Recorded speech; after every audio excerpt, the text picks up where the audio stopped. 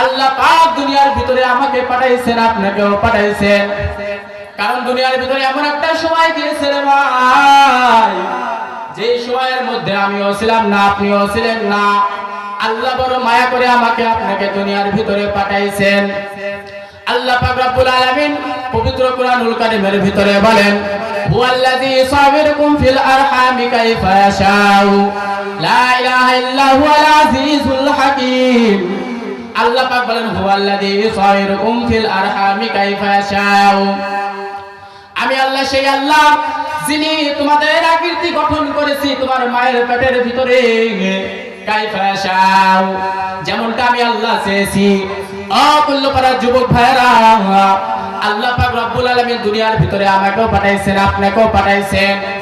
আল্লাহ পাক রব্বুল আলামিন বলেন, ও দুনিয়ার মানুষেরা, দুনিয়ার ভিতরে সমস্ত জিনিসগুলো আমি আল্লাহ পাক কুন ফায়াকুন দ্বারা বানাইলাম।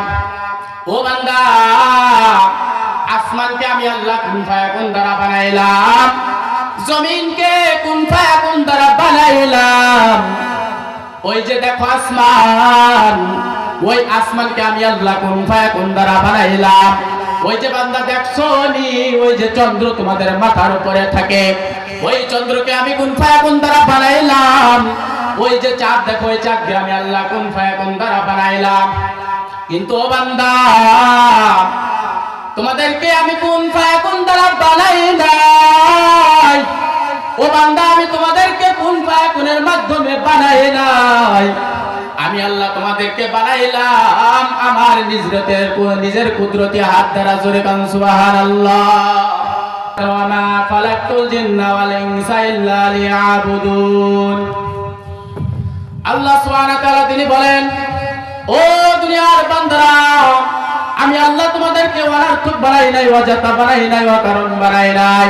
আমি আল্লাহ দুনিয়ার ভিতরে বানাইলাম শুধুমাত্র আমার ইবাদত করার জন্য, অন্য কোনো কারণে পাঠাই নাই। ও দুনিয়ার মুসলমান ইমানদার আল্লাহর গোলাম, কিন্তু দুনিয়ার ভিতরে আমরা আল্লাহর ইবাদত করি না, বরং গুনার মাধ্যমে জীবনটা কাটাইয়া দিলাম। গুনাহ, কত ধরনের গুনাহ আমরা করি। আজকে হাতের মাধ্যমে গুনাহ করি, চোখের মাধ্যমে গুনাহ করি, আজকে আমরা পায়ের মাধ্যমে গুনাহ করি। আজকে আমার গুনার খবর যদি আমার মা জানতো, ওই মা আমার আপনার জন্য কখনো খাবার তৈরি করতো না। আজকে যদি আমার আপনার গুনার খবর আমার আব্বা জান জানতো, কখনো আমার আপনার জন্য খাবার কিনে আনতো না। আজকে যদি আমার গুনার খবর আমার গ্রামের মানুষেরা জানতো, তাহলে কখনো আমারে ভালোবাসতো না।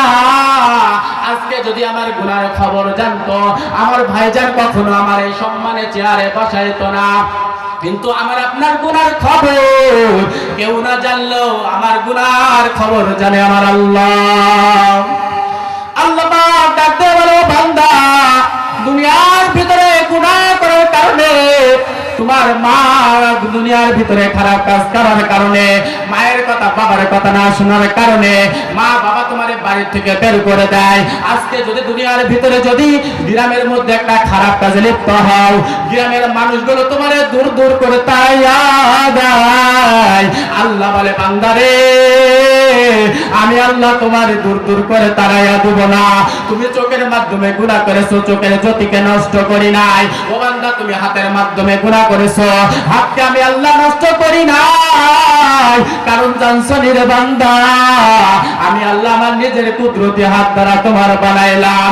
ও বান্দা, দুনিয়ার ভিতরে যদি তুমি গুনাহ করো, তোমার গুনাহ যদি পাহাড় সম পরিমাণ হয়ে যায়, ও বান্দা, তুমি খালেস নিয়তে তওবা করো, আমি আল্লাহ দুই হাত পেতে তোমার নিজের কুদরতি হাতে তুলে নেব। জোরে কান সুবহানাল্লাহ।